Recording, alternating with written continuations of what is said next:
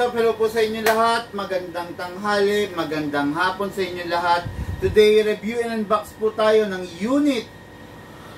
Saturday po ngayon, pero magre-review and unbox po tayo ng unit natin mga ka-airsoft. Pero before that, no, akin na yung mga item for shipping para lang makita natin, okay? Mga item natin po, dito na lang. Item for shipping para lang ma-shoutout ko, syempre, yung ating mga bossing, okay? Shoutout, going Bugalyon, Pangasinan, okay? Shoutout, going,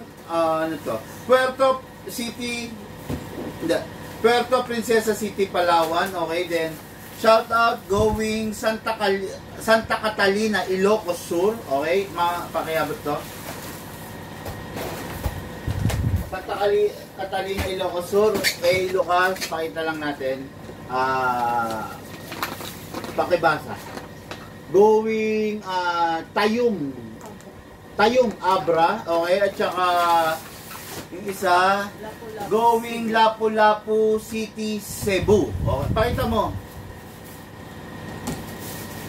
Okay, ayan, going Lapu-Lapu City, Cebu, okay, mga ka-airsoft, yung mga unit, okay na, nakapack na po ng maayos, ready na po, no, to pick up ng courier. Plus, isasabay natin itong mga unit na to, okay? Tatlong unit, sabi mo nga kay mama, anong pangalan nung nagkamali ng shipping?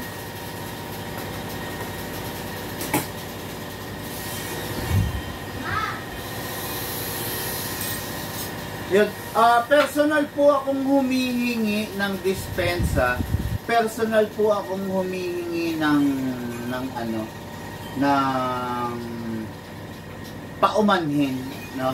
Yun yata yung Puerto Princesa, di ba? Kinakana. Pero, personal po akong humihingi ng dispensa at saka paumanhin doon sa ka-airsoft natin na si Sir Michael Chavez, okay? Taga Puerto Princesa City, Palawan.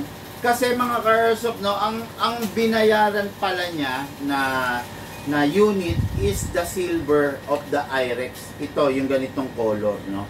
Pero ang naipadala sa kanya sa hindi inaasahang pagkakataon, sa napakadalang na pangyayari, ang sa kanya, ang naisend sa kanya is yung pure black version. Tama nga naman, mas mahal yung value ng silver than the black. Ang binayaran niya is silver, pero ang naipadala sa kanya yung black. Humihingi po ako ng paumanhin sa iyo, bossing, pero mga airsoft, don't worry, ganun pa man, nagawa na ng paraan, naayos na namin, at ito ipapashipping na namin sa kanya to. Okay? Kung ano man yung laman nito, sikreta na yun, no? Okay, para sa ka-airsoft natin to, Michael Chavez. Bossing, pagpasensyahan nyo na po, di bali, magsisilbing lesson din po sa amin yan para sa mga susunod na transaksyon. Hindi man sa iyo, sa ibang tao, hindi mangyaring maganap ulit yung ganung nangyari. Okay? So, ito, unit natin ka-airsoft. Okay, nasa na yung info. Unit natin mga ka-airsoft, i-review and unbox natin for today. Okay, bakit dalawa? Ayun yata yung tatlo. Yan ba? Ano ba? Nasaan ba? Yan ba?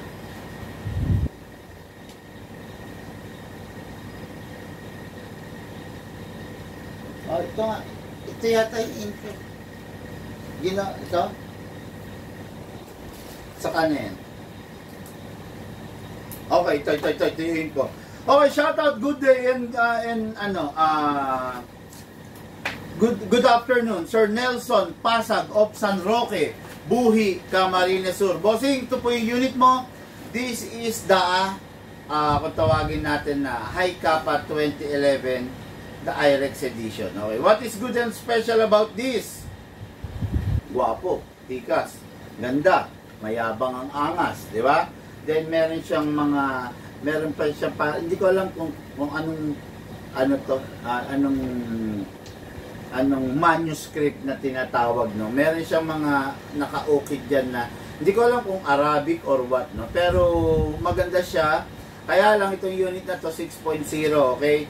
Tapos naka fine tuning, naka trigger job, naka fixed outer barrel, naka hammer protection pad, pero naka-stock lang siya na nozzle at saka hindi siya naka half rubber ng premium. Napakaganda ng unit, napakasarap gamitin. Bossing, Nelson Pasag of San Roque, Buhi, Camarines Sur. Bossing, ito po yung unit mo.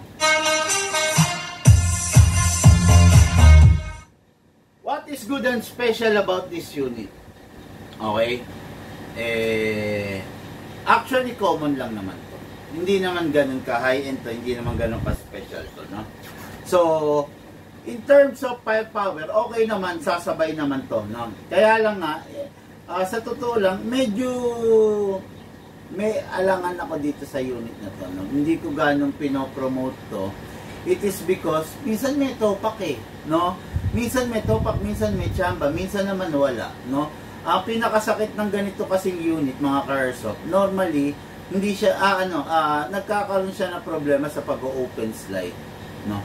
Normally, pag yung mga ganitong unit, minsan dumarating siya sa punto na hindi, putok ka ng putok sa kanya, pero hindi siya nag-open slide, no? Yun ang pinaka, nakikita kong sakit nitong unit na to, hindi siya nag-open slide, no? So, ayun nga, talagang ganon, no? Hindi siya nag-open slide. Yung black version nito may rapid fire. Yun yung naipadala, no? Okay, no? Anyway, hindi siya nag-open slide, yun ang topak lang naman ito, no? Pero other than that, okay naman. Masasabi natin okay na okay gamitin, no? Nelson Pasag, ito po yung unit mo. Okay. The next unit natin, Jeric Mendeville. Okay, of Bara, Opol, Misamis, Oriental. Okay, ito yung unit natin ka-airsoft. This is a gas blowback rifle. Ibig sabihin, powered by a gas blowback. Pure and simple unit. Napakaganda. Matte black, full metal mula ulo hanggang baba. Upgraded bolt, upgraded fire control group. Full steel CNC na po yung laman loob nito. Hindi po siya alloy, no? Yung mismong hammer assembly niya, full steel CNC na, kaya matikas, matindi, malakas na po yung unit. Okay? Unit natin ka-airsoft, Jeric Mendeville, ito po. Then, last but not the least, unit natin ka-airsoft, Bong Mercadejas, Sabang, Palompon, Leyte. Okay, yung unit niya, request niya, the DMR set. Ito yung sinasabi ko sa inyo, no? Kung mapapansin ninyo, kung itong unit na to hanggang dito lang talaga to normally. Hindi siya papasok as DMR. Pero itong unit na to, hinabaan natin, naka-inner barrel to. Tapos itong suppressor na to, hindi lang to basta design. Nakalagay yan dyan to protect the inner barrel sa loob. May barrel yan dito sa loob. Meron yan dito, no? So, dahil sa haba nito, okay, pumasok na siya sa DMR length requirement. Okay? Ayan, makikita nyo, napakahaba, napakaganda, napakatikas, loaded with a telescopic scope, long telescopic scope, no? Bagay na bagay ito sa paggagamitan natin, bossing, sa farm, no? Sa farm, hindi farm ni Alice Goo, okay, no?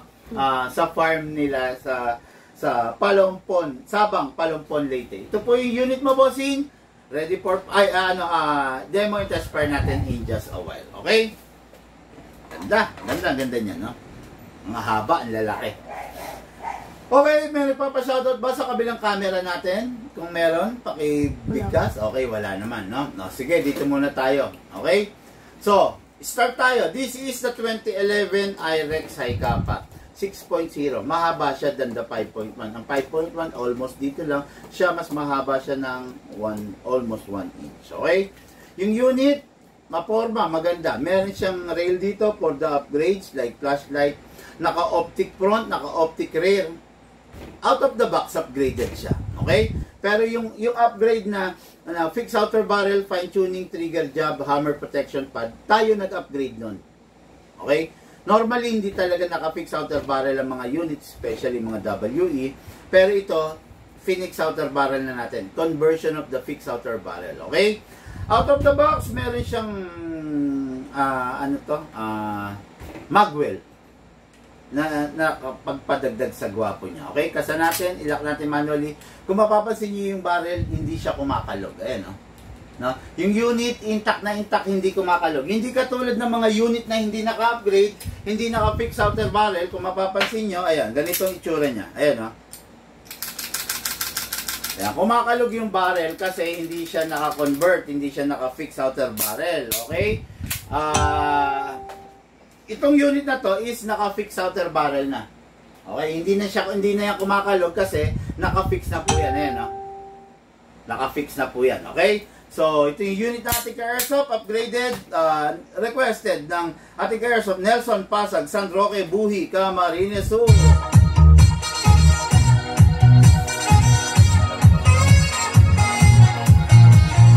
Okay, yung unit, silicone oil. Yung unit, mga ka-airsoft, kahit upgraded, not unless sinabi ko na pwede siyang gamitan ng 14 kg. That's the only time na gagamitan niya ng 14 kg. Pero pag hindi ko naman sinabi, huwag ninyong gagamitan kasi sayang po yung unit ninyo, masisira lang po, no? Although, ang unit dito sa Bigman, lifetime warranty, basta nagka-problema, tawagan po kami. Never ko pong sinasabi sa vlog ko na pag nagka-problema, kalikutin mo, kalasin mo, baklasin mo, ipabaklas mo sa biyenan mo, sa gunsmith, kahit kani-kanino. Hindi ko po sinasabi yan, okay? Pag po nagka-problema, ang una ko sinasabi, tawagan nyo po ako para advisean ko po kayo. Okay? Ayan po, maliwanag po yan ha. Huwag po tayong matigas ang ulo, no? Pag po matigas ang ulo natin, mapapahamak po tayo. Pero pag susundin nyo po kung ano yung pinakabilin ko, hindi po kayo mapapahamak. Bagkos masarap maglaro ng airsoft. Okay? Press the valve, lagyan natin ng silicone oil. Then, dito sa ilalim, walang ipe-press, spray. Output valve, inlet valve. Okay, then sa unit, kasa natin, ilock manually, spray tayo sa slide stopper. Okay, then spray din tayo dun sa loob, sa nozzle, yung color block. Okay, then, wag atakin to pababa. Atakin to. Release, then rest. Okay. Ay! Pero Ngayon, maglagay tayo ng gas. Sa paglalagay ng gas, always pataob, upside down. Yung unit natin, naka-fine tuning, naka-trigger jab. Kung mapapansin ninyo, 2 seconds lang ako maglalagay ng gas. Nothing more than that kasi kaya na niyang i-fire lahat ng ilo-load natin sa magazine. Okay, upside down, then press down. 1, 2. 2 seconds, sobra-sobra na po yun. Kasi naka-fine tuning, naka-trigger jab to, kaya matipid sa gas. Okay? Hatakin to pababa, then place your other thumb here. Dito po ilalagay yung bala. Pump lang po tayo. Okay. Mga karesa po, maximum rounds ng isang magazine is 27. Pero ang sinasabi ko, huwag ninyong pupunuin ng maximum rounds kasi yung spring ninyo, imbis na malakas siya, manghihina siya. Pag nanghihina yung spring nyo, wala kayong mabibila ng spring na ganito. Or worst case scenario, kailangan nyo magpalit ng buong magazine. Kung yung spring lang, wala. No? Darating yung time, pag nanghira yung spring, hindi niya na kayang itulak lahat yung bala. Kaya, ingat po tayo dyan. Okay? Pasok sa unit. Kasa. Ready to fire. This is the IREX 6.0 Godfather family. Firing po tayo. Firing!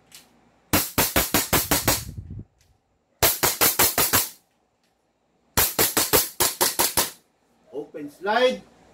Kasi wala na po siyang bala. Next thing to do, release the magazine, release the slide, then rest the hammer by pressing the trigger.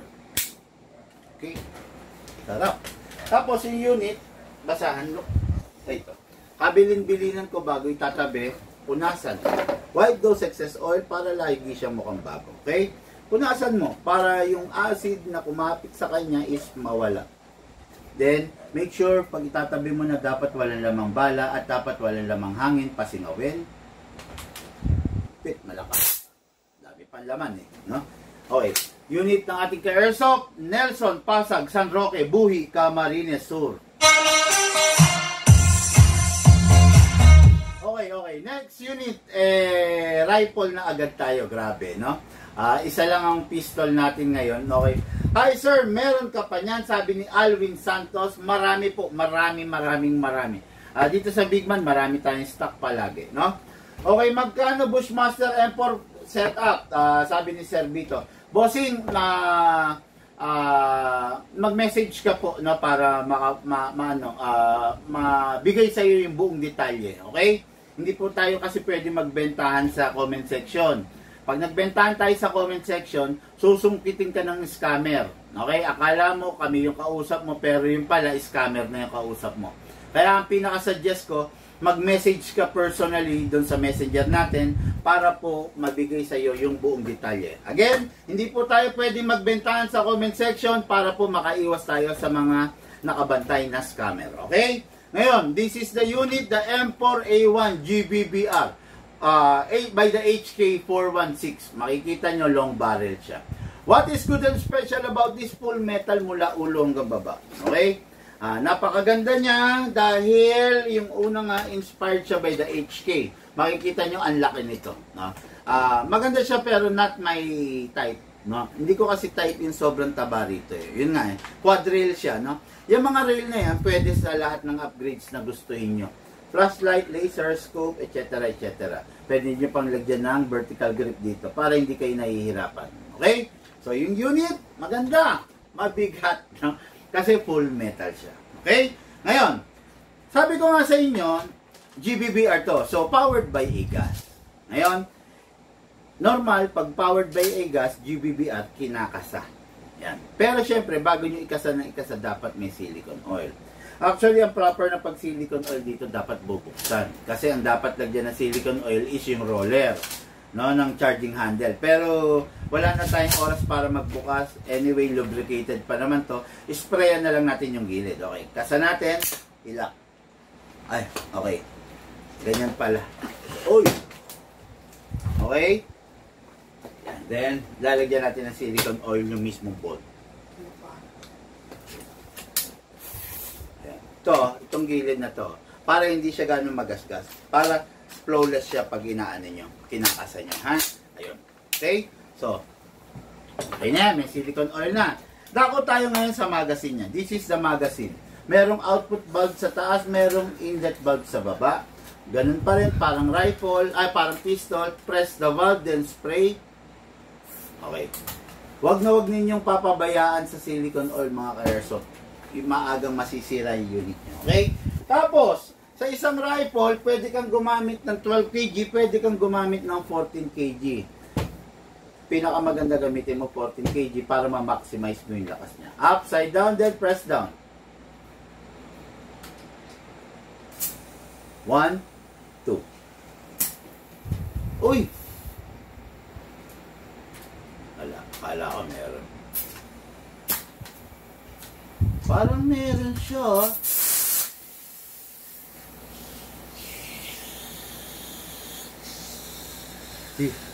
Dito yung sumisingaw. Akala ko dito sa magazine. Okay? So, okay. Ayan na. Kita nyo. Meron na. Ngayon, maglalagay tayo ng bala. Sa paglalagay ng bala rito, hindi siya pwedeng ano eh. Ha? Ano yan? Ha? Ito. Okay. Hindi siya pwedeng gamitan ng reloader. Wala kasi siyang opening, hindi katulad ng rifle. Ang GBBR maximum rounds of 30 rounds ang pwede mong ilagay. Unlike pag mga AEG 300 rounds, siya 30 rounds.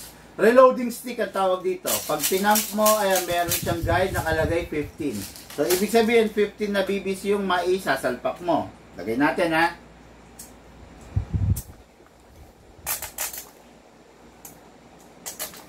Okay, ayun. Simple lang naman. Tapos, pwede mo panlagyan. Dagdagan pa natin, ha? Okay. Ayan. Maximum rounds, 30 rounds. Pero, bawasan lang natin mga 26, pwede na 25, ganun. Para hindi ganun masira yung spring mo sa loob.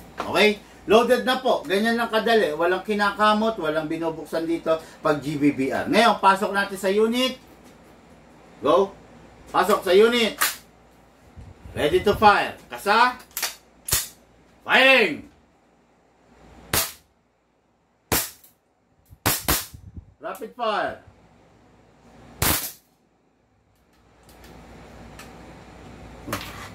Dali.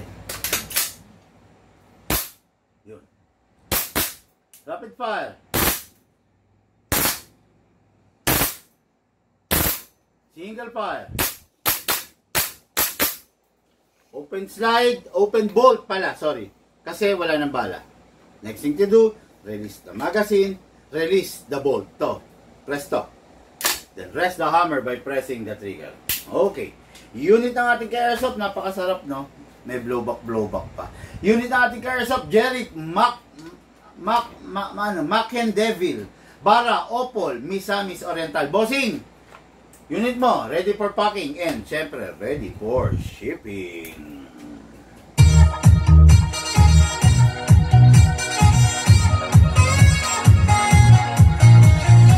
Yung magazine, pag hindi nagagamitin, make sure wala lamang bala at dapat wala lamang hangin pasingawin.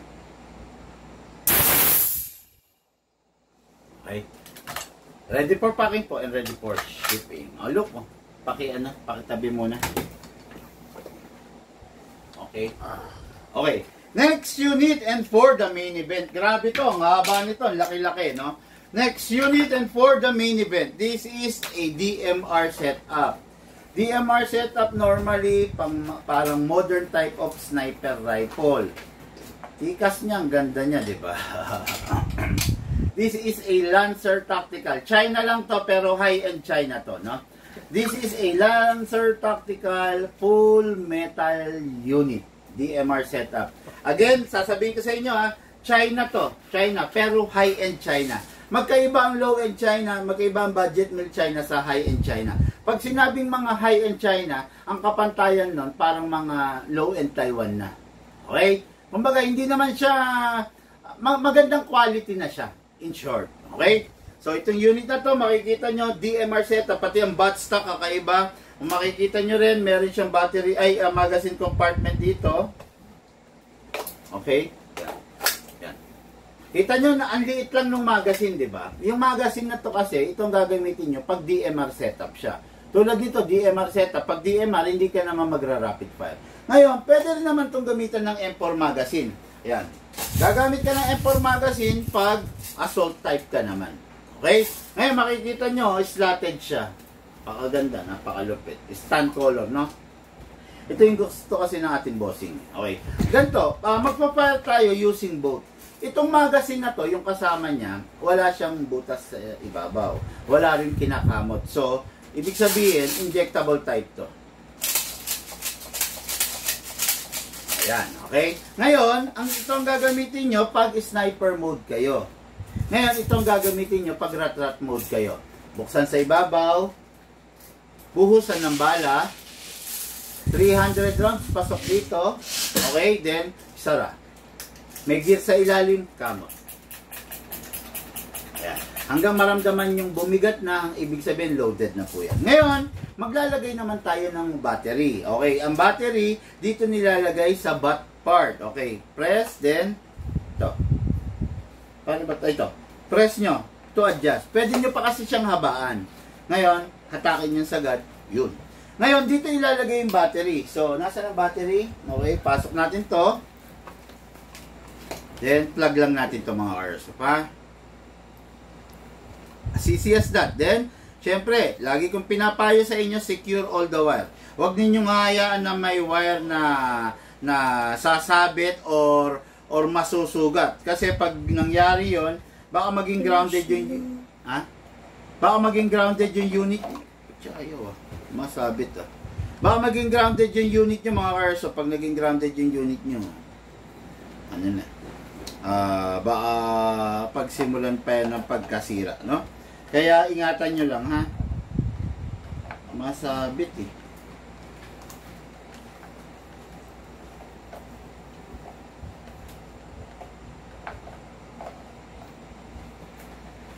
Ano? Yan. Maano ito, sumasabit ito. Pengi ako maliit na lang na battery. Pero wisyo yung malaki na yan kahit kailan eh.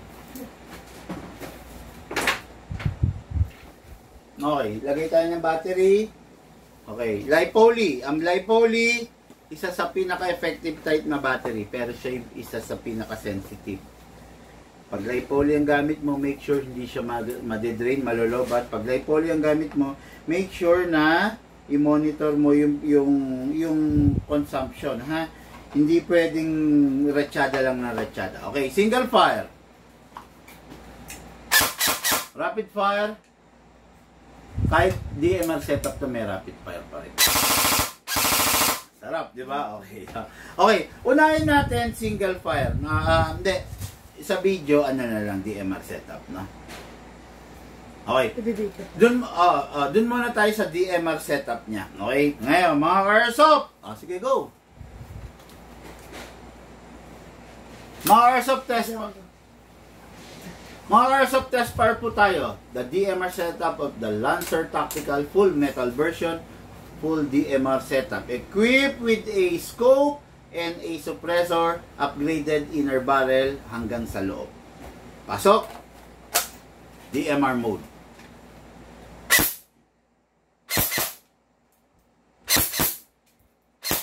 Ngayon magra-rapid fire mode tayo. Assault mode naman tayo, no? Pasok. M4 magazine. Firing. Rapid fire.